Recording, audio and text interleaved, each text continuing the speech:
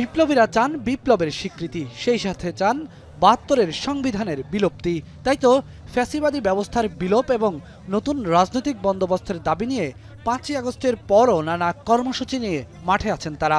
গত ৩১ ডিসেম্বর জুলাই বিপ্লবের ঘোষণাপত্র পাঠ করতে গিয়েও শেষ পর্যন্ত তা হয়ে ওঠেনি।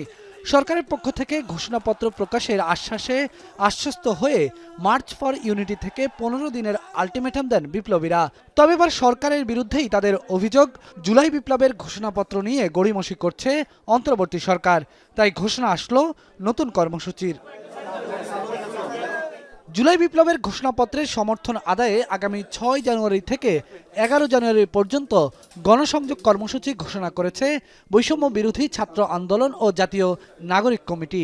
শনিবার রাজধানীর বাংলা মোটরের কেন্দ্রীয় কার্যালয়ে এই কর্মসূচি ঘোষণা করে হাসনাত আব্দুল্লাহ বলেন, সরকার এখনও ঘোষণাপত্রের বিষয়ে দৃশ্যমান কোনো উদ্যোগ নেয়নি। সরকার এখনো ঘোষণাপত্রের ব্যাপারে দৃশ্যমান কোনো উদ্যোগ নেয়নি। আগামী ৬ জানুয়ারি থেকে ১১ জানুয়ারি পর্যন্ত দেশব্যাপী আমরা কর্মসূচি ঘোষণা করছি। আমরা মানুষের কাছে লিফলেট বিতরণ করব, আমরা সমাবেশ করব এবং বিভিন্ন মাত্রার জনসংযোগ করব। কারণ এই প্রোক্লেমেশন অফ রেভলিউশনে আশা আকাঙ্ক্ষা, মানুষের যে আশা আকাঙ্ক্ষা রয়েছে, সেটি কি বিষয়ে তারা কি দেখতে চায় এই প্রোক্লেমেশনে, সেটির প্রতিফলনের জন্য আমরা মানুষের কাছে আমরা আমাদের জায়গা থেকে ছুটে যেতে চাই। সংবাদ সম্মেলনে জাতীয় নাগরিক কমিটির আহ্বায়ক নাসির উদ্দিন পাটোয়ারি বলেন, আজকালের মধ্যে ঘোষণাপত্রের বিষয়ে উদ্যোগ নিতে হবে সরকারকে। এ বিষয়ে কোনো টালবাহানা করলে কঠোর কর্মসূচিরও হুঁশিয়ারি দেন তিনি।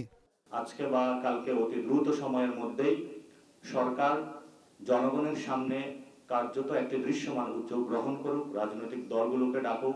যদি আগামী কয়েকদিনের মধ্যে কার্যত কোনো দৃশ্য উদ্যোগ না দেখি, আমরা সরকারকে সেখানে আরো জোর দাবি এবং মাঠ থেকে জনগণকে সাথে নিয়ে ঐক্যবদ্ধভাবে কিভাবে প্রোক্লেমেশন বা ঘোষণাপত্র জনগণের সামনে নিয়ে আসতে হয় সেই বিষয়ে কঠোর কোনো কর্মসূচির দিকে যাব। ঘোষণাপত্র প্রকাশকে সামনে রেখে গণপরিষদ নির্বাচনের সঙ্গেই জাতীয় সংসদ নির্বাচন হতে পারে বলে মত দেন তারা। বাংলাদেশে সকলের মধ্যে চাই যে একটি সুষ্ঠু নির্বাচন হোক, কিন্তু আমরা এখানে বলে থাকি যে পার্লামেন্ট যেমন চলবে সেখানে এই প্রোক্লেমেশনের ভিত্তি করে একটি কনস্টিটিউট অ্যাসেম্বলি করা প্রয়োজন, যে কনস্টিটিউট অ্যাসেম্বলির মধ্য দিয়ে একটি গণপরিষদ নির্বাচনও হওয়া প্রয়োজন।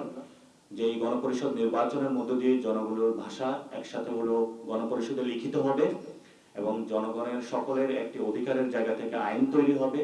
পার্লামেন্টারি ইলেকশন এবং গণপরিষদ একসাথে হতে পারে, এটা কোনো প্রকার কন্ট্রাডিক্টরি না। ঘোষণাপত্রের ব্যাপারে সরকার কার্যকরী উদ্যোগ গ্রহণ করলে এ ব্যাপারে আমরা আমাদের নিজেদের মতামত জানাতেও বৈষম্যবিরোধী ছাত্র আন্দোলন এবং জাতীয় নাগরিক কমিটি আমরা প্রস্তুত আছি। সরকার যদি মনে করে যে এই বিষয়ে আমাদের কোনো মতামত তারা জানতে চায়, সেক্ষেত্রে আমরা যে কোনো সময়, আমরা যেহেতু আপনারা ইতিমধ্যেই জানেন আমরা একটা ড্রাফট আমাদের প্রস্তুত ছিল, সেটি নয় বরং সকল অংশীজনের মতামতের ভিত্তিতে যে এই ড্রাফটটি করা হয়েছে, পরবর্তীতে রিফাইন্ড ভার্সন সরকার যদি আহ্বান করে সেক্ষেত্রে আমরা সেটি দেখাতে প্রস্তুত রয়েছে। সংবাদ সম্মেলন থেকে জানানো হয়, ঘোষণাপত্রের খসড়া চূড়ান্ত হলে সকল রাজনৈতিক দলের সঙ্গে আলোচনা করে পরবর্তী প্রক্রিয়ার দিকে এগোবেন তারা। বেলায়েত হোসাইন, এখন, ঢাকা।